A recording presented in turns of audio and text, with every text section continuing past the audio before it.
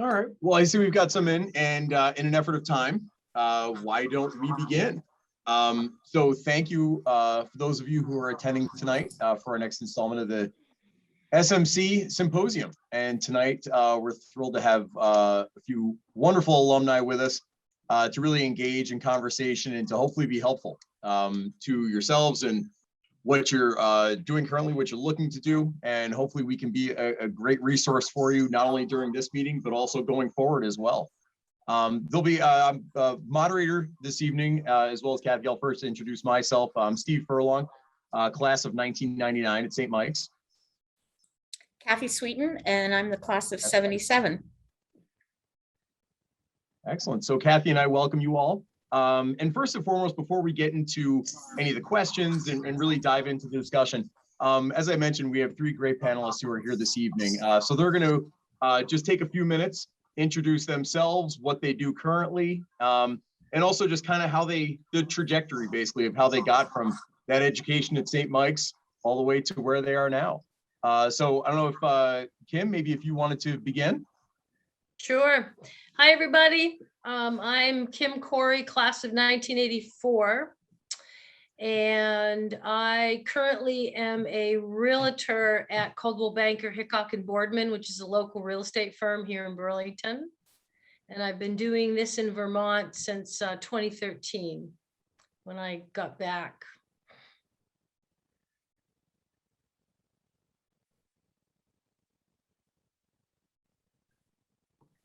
Excellent. Okay. Am I telling hey Steve, am I telling my story now or do I wait? Fire away. Yeah. Yeah, so when Absolutely. I graduated from St. Mike's, I went west. I had some college friends that worked at in the Jesuit Volunteer Corps in Los Angeles. And my poor parents, I was 22, and I said, you know, I'm going to move to LA. I'm going to get in the car and swing down to Boston and pick up a friend of mine. And we're just going to go right across the United States and hang out in LA. And if I don't get a job in 2 weeks, I'm going to turn around and I'm going to come back home. And they were very supportive. And sure enough, I did it. And in 2 weeks, I got a job working in a health and fitness facility called the Sports Connection, 1985, and ended up staying there for 20 years.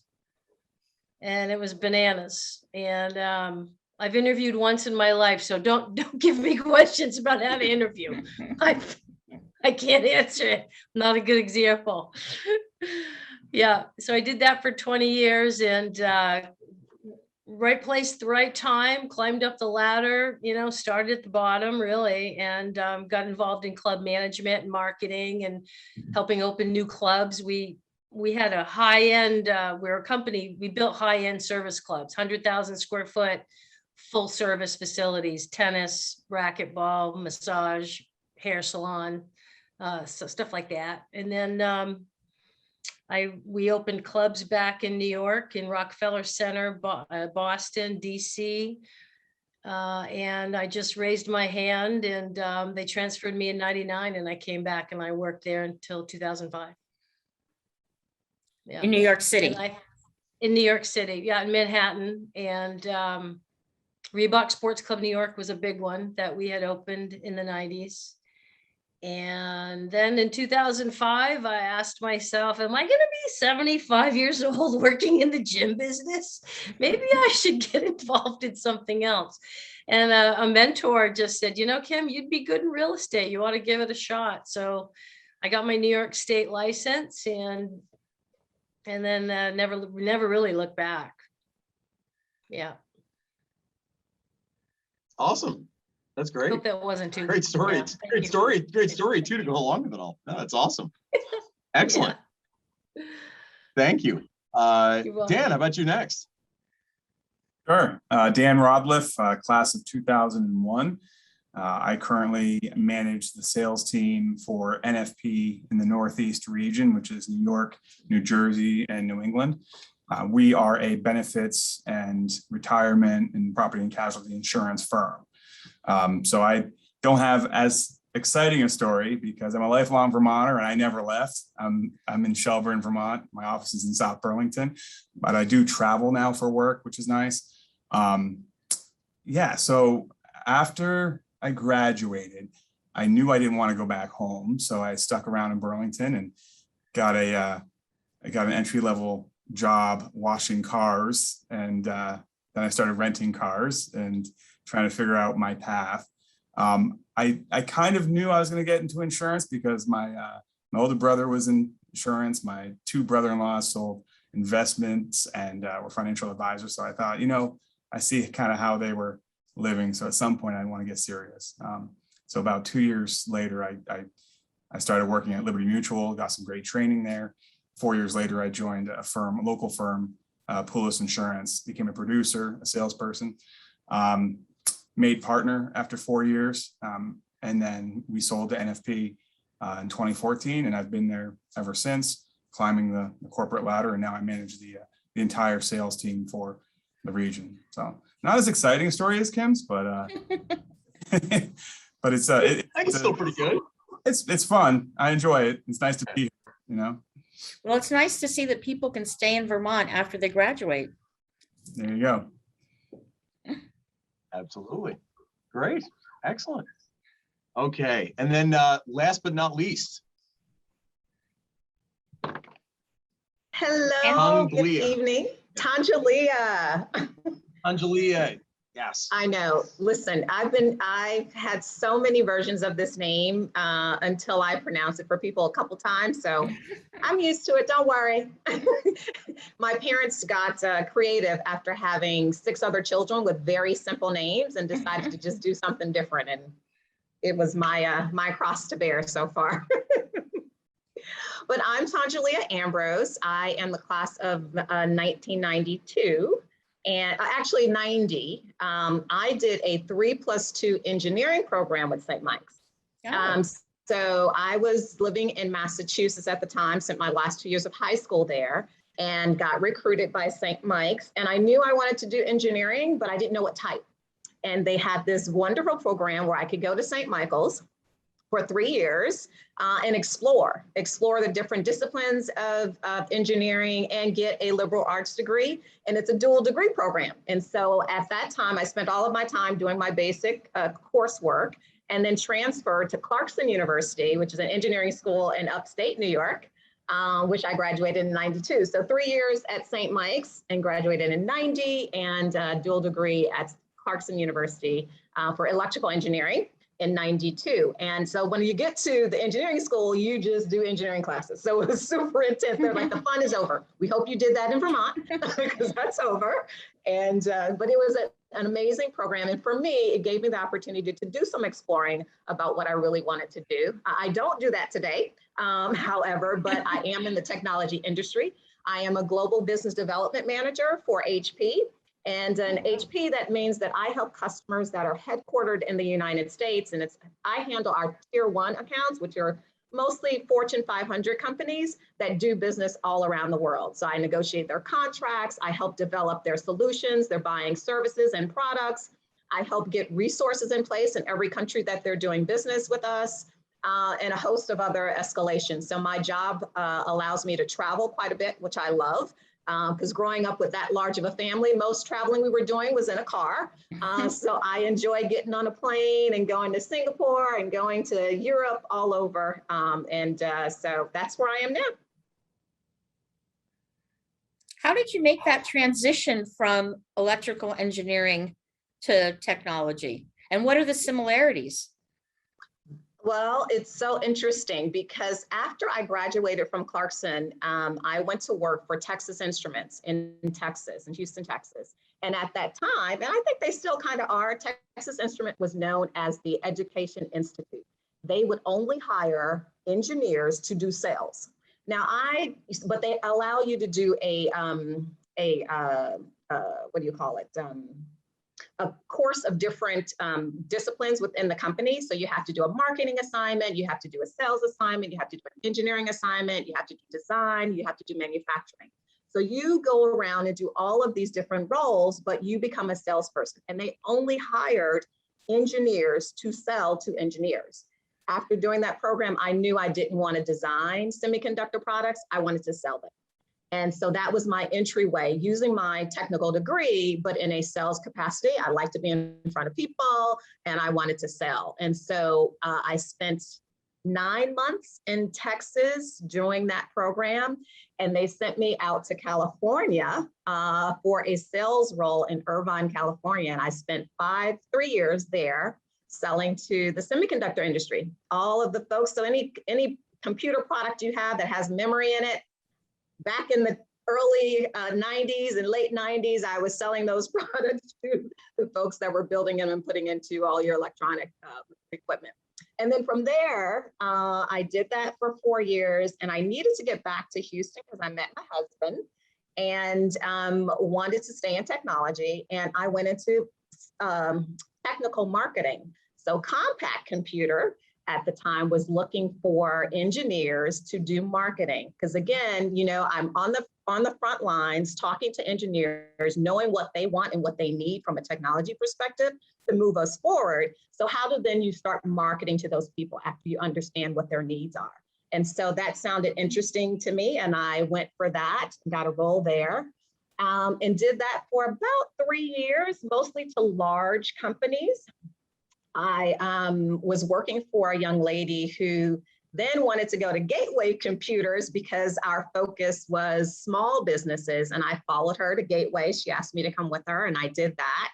And it was an exciting role because it was still sales, a kind of combination of sales and marketing, but it was a national role. So at that time, I could still travel throughout the United States, and that was also very interesting to me. Was in Philadelphia at the time, because that's where my husband was. And I had a child, well, we got married, went to New York because we wanted to do New York without kids. and we ended up staying now. And I think it's been 22 years that we've been there.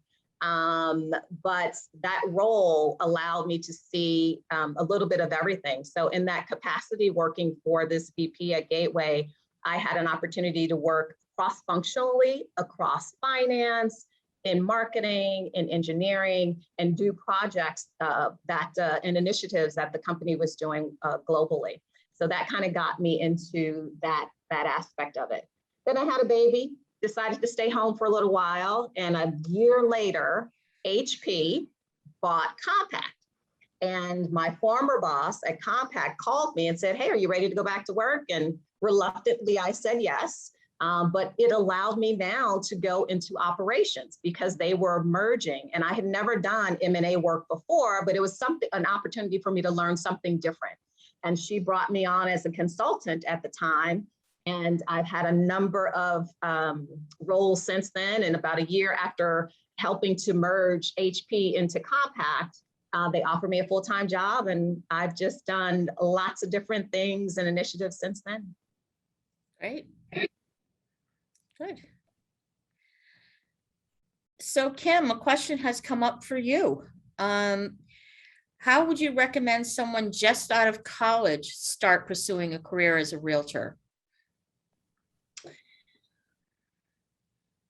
Well, the first step really is to talk to, before you pursue the licensing in Vermont, I would talk to a realtor. I would talk to a few realtors from different firms. I mean, everybody's going to know somebody, I think, in the business, and sort of just ask them questions. You know, what do they like about it? What they don't like about it? That sort of thing, and get a feel for it. It's not for everybody, and because it is straight commission. And yeah, I would just go that route first, and then get your Vermont license. It's not a bad thing. It's a little bit of a challenging exam, but just prepare for it. And you know, once you have it, you have it. You don't have to use it right away, but at least you have that step. Yeah. Great. And they can take, for those that aren't going to be in Vermont, that all of the different states have licensing requirements, but they generally are different. Realtors practice differently in just about every state, I've learned. Yeah. Yeah, yeah, yeah. And in New York, when I sold in New York, it was actually the tri-state. So it was New Jersey, New York, and Connecticut. Hmm. Once you can sell in all three. Right. And Dan, are there any credentials that you need or would recommend that people interested in say the insurance financial planning sector take advantage of? Yeah, I mean, I started out and I still practice property and casualty insurance. So that's personal lines, it's auto and home, it's commercial insurance. So you have your business owners policies, workers' compensation, commercial auto. So there are licensing requirements for that. But I also have my life and health. So when I started out, I sold some life insurance in the beginning of my career, which was actually the most fun I had when I was selling more than I do now. But when you're getting into insurance, that's similarly to what Kim had said, do some homework, talk to some people who are in the field. No agency is the same. You know, there's differences even between the agencies here in Vermont. There's differences in how they sell, how they operate. You may go into it thinking you want to be in sales and finding out, you know what, I actually enjoy the marketing aspect, or I enjoy the technology aspect, or the operations or accounting. So there's so many different fields within the insurance realm that you can jump into.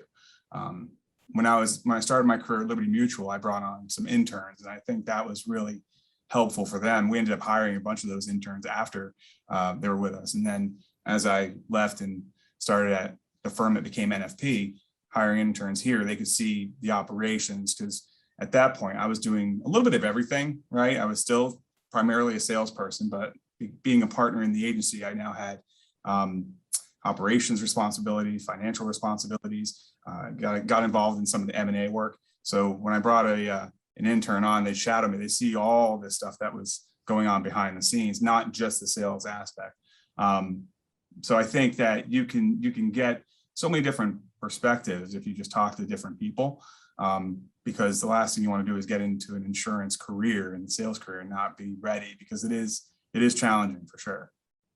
So I think one of the interesting, and Steve, I'm sorry if I'm taking all the time here, but I think one of the interesting things with Dan, Tangelia, and Kim are that even though they are in sales and marketing, they have all experienced other parts of a business operation. So, you know, their sales, their mergers and acquisitions, they're helping to set up, you know, new environments, and of course the sales and marketing piece of it. So I'm going to ask this question of each of you.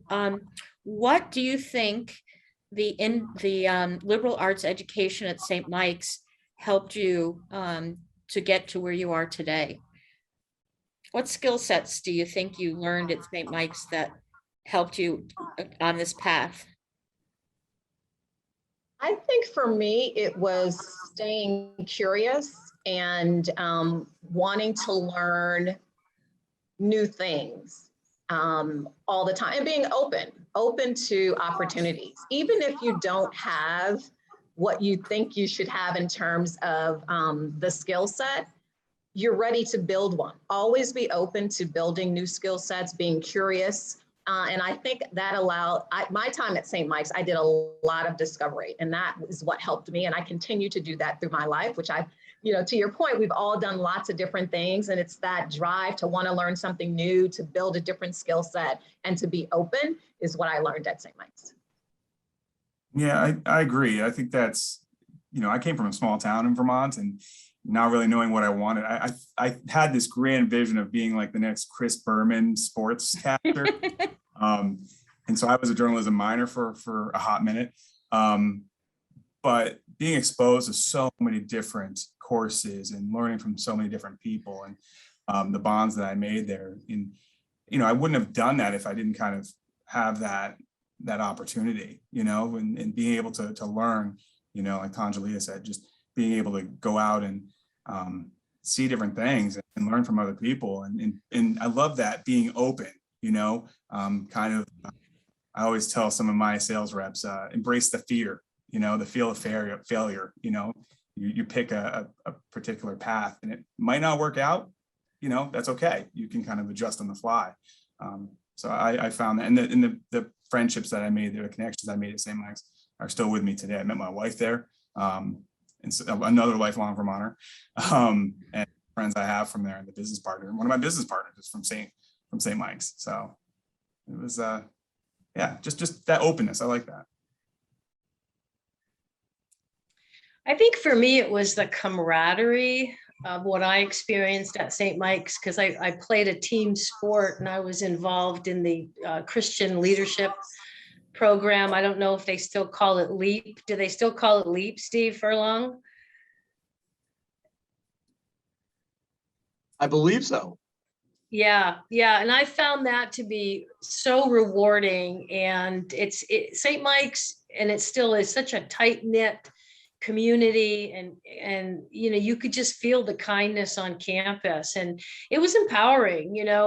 When I graduated, yeah, it's a scary thought graduating, because you're out of that bubble, but the skills that you learn, or I don't know, not to get philosophical, the love you feel on campus, it's empowering. It just, the self-confidence just kind of just goes. I mean, I drove cross, I would never do it today, but it's like you fearless. I think, Dan, you're just fearless. You just go. And I loved it. Yeah. Which I think is a skill set of people who go into sales. I'm going to just give a little bit of a brief background on myself. So I work for the Realtor Association, but I don't sell real estate. My mother was a realtor for 40 years and always tried to get me into that business. But I just am not someone who likes to sell things. And although I'm a people person, I think it takes a much different skill set that the three of you obviously have in, that fear factor, and, not that fear of rejection. Not everybody can do that. Not everybody can try to sell something and leave at the end of the day and not close the deal without feeling rejected. So I think that's probably a skill set, which I'll lead into, what do you like most about your career and your business, and what do you like least? Angelia, why don't we start with you? I will start with what I like least. I am challenged now because our organization is so large.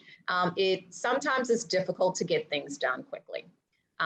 We lose some of the agility that you have when you work in a smaller organization.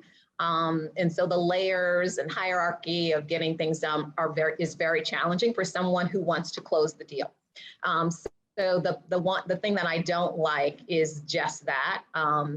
I do like the fact that, when you get in the right situation with a team or with your management team that is supporting you, they're able to empower you to make those decisions or find different routes to get things done. It's always a challenge when you want to go directly to the answer, and you have to go around different circles. But when you have the right environment, which HP does have in terms of supporting their employees and allowing them to think out of the box and challenging the status quo, I do love that the environment that they create is for that. I also love that I get to travel. It's one of my favorite hobbies to do, and I'm a big foodie, so my job allows me to spend a good amount of time with customers around the world and experiencing different cultures and different foods. And so those are the two things that I love about it: the environment at work, and then the ability to do some things that I like personally. Dan or Kim? I mean, I'll go. I think that I'll start with what I dislike too. I think, sales can be a very lonely vocation. You're out there, you're trying to uncover problems. A lot of the people that I speak with when I'm having that first call or appointment, they're happy, right? They're in a good place. They don't really know that they need my services or my products, or if whatever they have, might not be solving a potential problem they didn't know they have. So it's a lot of, yeah, I'm all set, thank you. It's a lot of rejection. So the ups and downs throughout the days and the month, it's not fun, but the wins are great. You know, when you get a client and they're going to be a client for a very long time because they believed in something that you had to offer and you made that bond, you helped them out. That's something special. And also in sales, it's for me, it's freedom. It's nobody's, clocking me in, nobody's asking what I'm doing every day, and I manage a bunch of salespeople, so I don't do that to my salespeople either. So it's the freedom to make my own schedule. Today, I got to have my kids vaccinated. That was great. I got to take it out, get that done. So it's, and then there's also some challenges with that, staying after and working on a project, but that's the good stuff, having that freedom.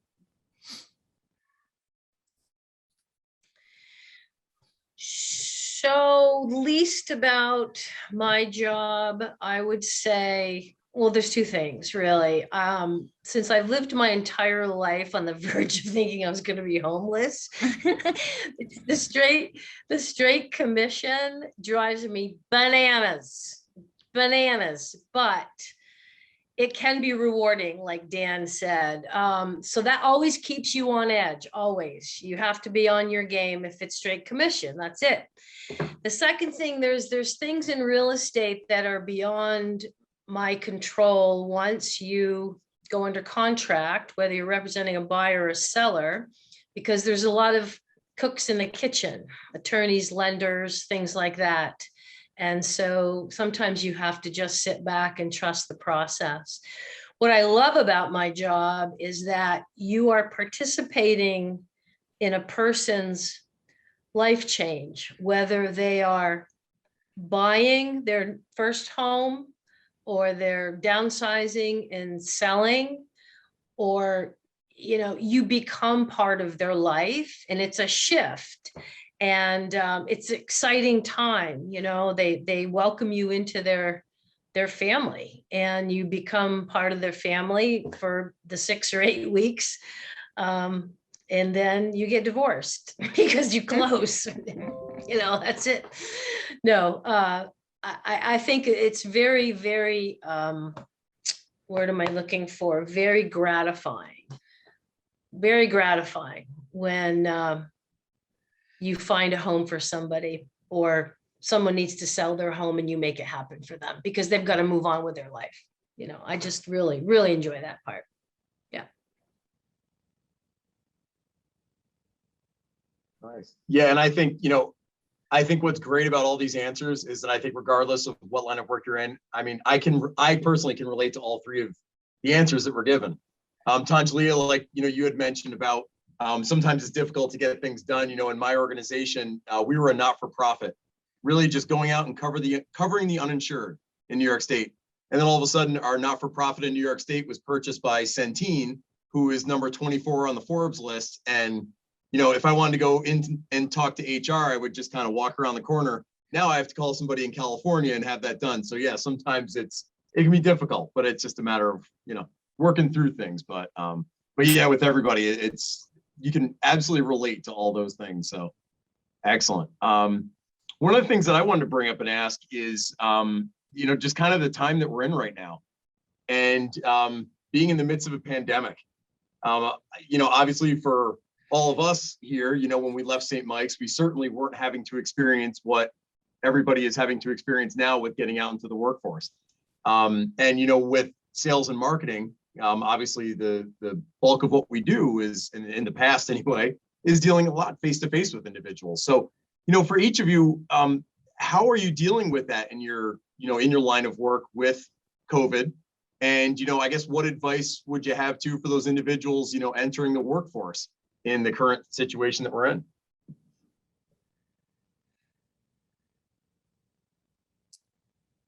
Anybody want to take that to start? Yeah, it's been an interesting last 18 months, and I think it actually is going to continue for a little bit longer. I'm sure many of you have heard, or you start hearing if you've listened to the news over the last few months about the supply chain issues, and not just in technology, but in everything. If you're trying to get a refrigerator and you ordered it 9 months ago, it's probably not coming until April. So it's been very challenging what's happened. But there was some good things that came out of it too, in terms of people taking a pause on life and and making decisions that were really important to them. From a business aspect, we're still not back. You still have to get approval at higher management levels to see customers in person. Now, some of our competitors are already going out and doing that, but we're being very cautious about it and doing it better. We specifically have developed a lot of tools to help not only our customers, but our business customers, because I work on the business side of things, but our consumer customers as well. So collaboration tools are really important today. I don't think we will go back to where it was. I don't think the pendulum is going to swing back 100%. It's just not going to. Companies found they saved a lot of T&E and we were still able to meet our numbers, exceed our numbers in lots of cases. So you can do this work virtually. You can.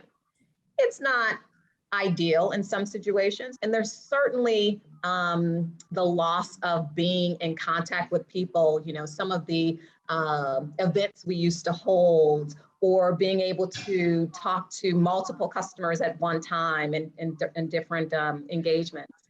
Some of that will come back. I think it will. It's about timing. But I feel like we probably have another 9 to 12 months of some hybrid type. Many companies and many of my customers are starting to bring their employees back, but also in a very hybrid way. They're giving them options and choices. So I think it gives us a chance to be smart about when we are in person and make specific decisions about when that's necessary and when it isn't. I found, because I've worked from home for over 20 years, I was never in an office every day anyway. So for me, this was fine, except the other 3 people in my house who were also at home. That was my problem, really. It wasn't not being in the office. But I did miss going to my customer sites. So in helping understand and experiencing what my customers would be experiencing in their businesses is allowing us to develop solutions that help their employees work better. So I think we just have to work smarter and differently, and come up with different ways to communicate in a sales manner. Yeah, that's, for someone getting into sales today, it's definitely a bigger challenge than when it was, and when I got into sales in 2003, I think the do not call list wasn't even a thing in 2003 when I started. But I think that you said it right, Angelia, with how you engage in what you talk about. That this is the bonus of having a firm with 6,000 employees versus my prior firm. Before we sold, we had like 130. We got 95% of our workforce remote with all technology within, I think, 2 weeks, which was a huge undertaking. So that was kind of we always were working on how we engage with prospects and clients, but COVID really forced us to kind of put that on, on speed dial or whatever, on the fast track. So now I think that for what I love, the freedom in sales, you do have to be really disciplined. You've got to, you control your schedule. Yes, you do, but you've got to be disciplined, because when you're at home and you've got kids running around and your technology sometimes goes out the door, because I live in Vermont, that's a challenge. You got to be able to roll with the punches. And that's another kind of skill that a lot of salespeople have. It's not just the rejection, but things aren't going to go your way. You got to embrace that. So for those of you that are looking to get into a sales career, just realize that, I look at it a lot like sports, right? You're not going to win every game, but you're going to go out there and you're going to continue to perform because you want to be prepared. You want to do the right thing, and success will find you if you're disciplined and you're really focused, regardless of whether you're screen to screen or face to face. Sales in general is always going to be a challenge, right? You're asking someone to buy something from you versus somebody else. Now it's just a different medium that we're using. I agree with Dan, and I think the pandemic has caused people to look at their current jobs and leave them or leave the workforce, depending on how old they are. You know, instead of retiring in 2 years, people might have just tapped out and called it and said, you know, I'm done. I think for folks graduating, I think there's going to be a lot of opportunity, actually. I think it's going to, once the dust settles, I think there's going to be a lot of opportunity to come up, you know, and for folks. And when I graduated, don't quote me, I think the unemployment rate was like 9 or 10%, you know, and Dr. Carvelis, I'll never forget, at my economic professor, you know, I can see him right on the board, you know, 10%, you know, and we're like, oh my God, what are we going to do? But, you know, we all got jobs. And so I think this is just, I think it's going to be, good things are going to come out of this. That's just my thought. Yeah. Okay, so Kim, we have another question. We have an individual who's very interested in the real estate business. And this is a question. I'll call myself. So here's a question, but I think it could pertain to all three of you. What personality traits are most useful as a realtor or in your career? Sense of humor, for sure. The ability to laugh at yourself. Go with the flow. Just don't get too hung up on this or that or the other thing. And stay neutral. Yeah, there was a gal in real estate. She's been doing it for a long, long time. And she was in one of our trainings and she said, you know, you can't get too excited and you can't get too sad. You just, and Dan, you're nodding. You just have to do them. And that's hard for me. You can probably tell right now, drives me nuts, but with experience, it does come and you just have to, but I would just say, have a sense of humor. Yeah, for sure. For sure. I would also say, you know, I like your staying neutral, right? Don't get too high, don't get too low. But I would also say, in addition to some of the stuff we've shared already, you know, be authentic, be yourself. You know, I've been in many situations, whether it's at a networking mixer or at a company function, whatever it is, where you see someone and it's like that person's giving sales a bad name, right? That's where you get some of the, you know, people thinking of what a salesperson is like, you know, those negative connotations, because it's a great vocation. I love it. But be authentic, you know, I can't help everybody. And there's times where I have to call that out and say, look, you're in a great spot where you are. You know, you've got a fantastic agent. You've got a company that's supporting you. And if anything changes, here's my card. We can talk, you know, but you got to be real. Yeah, that is absolutely a good point. And I think your customers recognize that for sure. They pick it up and they want you to be honest. I mean, one of the biggest skills I think people can have or should have and continue to work on is communication. And I don't mean just talking or you speaking to other people or writing to other people. It's the other part of it. It's the listening part. Listening to whomever you are communicating with and understanding what it is their needs are and how you can best support them is a huge, huge skill set to have. And that comes with somebody who has a personality to be patient, be authentic, and be honest. You know, the worst thing that's happened in this pandemic is the fact that I spoke a little bit earlier about the supply chain issues that we're having. I mean, you can't get a computer if you wanted one in less than 16 weeks. And our customers are not happy because they already have a whole workforce that they're trying to outfit to work from home. And it's very, very difficult. It's painful conversations that we have to have. But I can tell you that the customers appreciate communication, as much communication, no over communication is not a bad thing. Keeping them aware, setting the right expectations, and being transparent about what's happening.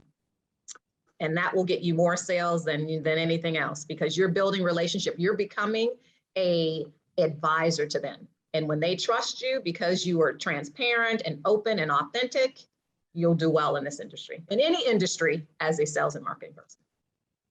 I agree. And can I just jump in too and just say that if you're sitting across the table from somebody or in front of the computer and you see a dollar sign, you shouldn't be doing what you're doing.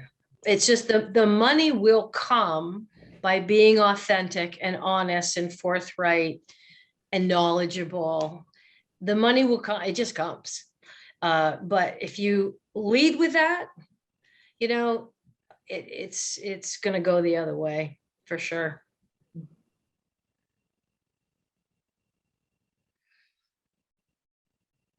So to take maybe a deeper dive or a look from the geek side of things, how do you make data-driven decisions? And maybe Tangela, you're probably the one who does this the most.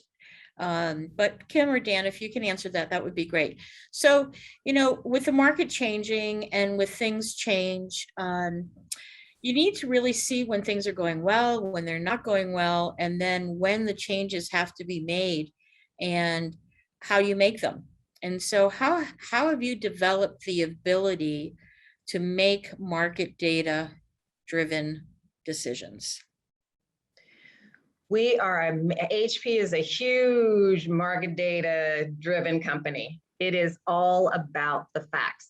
What are they telling you? Where are you making sales? Where are your customers happy? We do a lot of surveys internally and externally to figure out what customers want and how they're doing it. And there's teams of people crunching analytics, crunching that data to show us what's happening, not only within HP, but in the industry. One of the things we do quite frequently is quarterly business reviews that allow us to take a look at what the numbers are showing us and make decisions on how we need to pivot to other decisions that are not going well, or, you know, an industry insider says that, you know, something else is happening in this direction and we should look at that. So we do a lot of research and gathering the data, again, just from our clients, both internally and externally, and look at that data on a regular basis to make goals for the year, take a look at how we're moving towards those goals. If they're not in the right direction, we need to take a look at and pivot. But looking at the data regularly and gathering it. Yeah, I mean, I think that something I alluded to earlier when we kind of had a shift of how we talk to prospects and clients. We have a team that we call them our sales enablement team that assists in going after how we message to people. And, you know, we're constantly looking at different data science around how people are buying, what are they buying, when are they buying, so that we can, because you can't go to mixers, people aren't getting together to work. So when you have that information and you have these algorithms that kind of just magically appear on your screen, you say, oh, I can call these people. This is what their buyer persona will look at. It helps producers really be strategic in what they're targeting, you know, so that they matter, right? So someone's gonna actually pick up the phone or answer that email, that LinkedIn invite. So yeah, we've put a great stress on that, a point of emphasis, I should say, and looking at real-time numbers, you know, seeing where, and you do have to pivot, you know, where are we falling behind on, you know, our corporate benefits sales, where are we falling behind in property and casualty, what's working, what's not working. And yeah, and I am not a math person, you know, but I think that being comfortable with numbers is something, just as long as you can find the story behind them, you know. And when I'm presenting to my senior leadership about our budget and how we're doing, it's telling the story. Anybody can read the numbers, but it's telling the story of what that means, you know.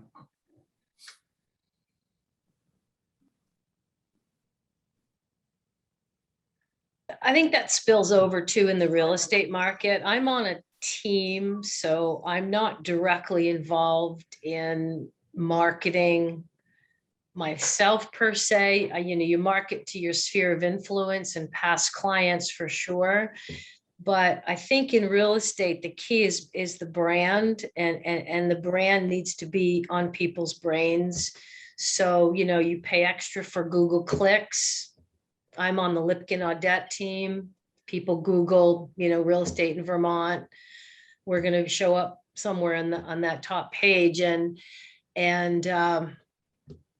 yeah, I don't have much more to comment on that, but I think branding is huge, and reputation. And, with social media, you have to behave yourself. I mean, yeah, we get graded. There's, agent rated remarks, and it makes a difference, and it keeps people on their toes. And that's all a very good thing.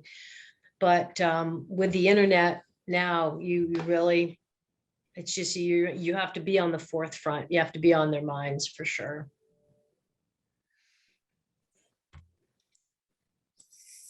So Steve, I think we're kind of nearing the end. It went by pretty quickly. I was going to say, looks like we're up against it. Yeah, before we end, just a couple of items for our attendees. We do have, not this week, but next week, we do have a few more symposiums. Let me see, I will, if I can add that in there. I've added the link into the chat, but we do have a few more next week. We've got one on technology, one on education, one on arts and entertainment, and exploratory.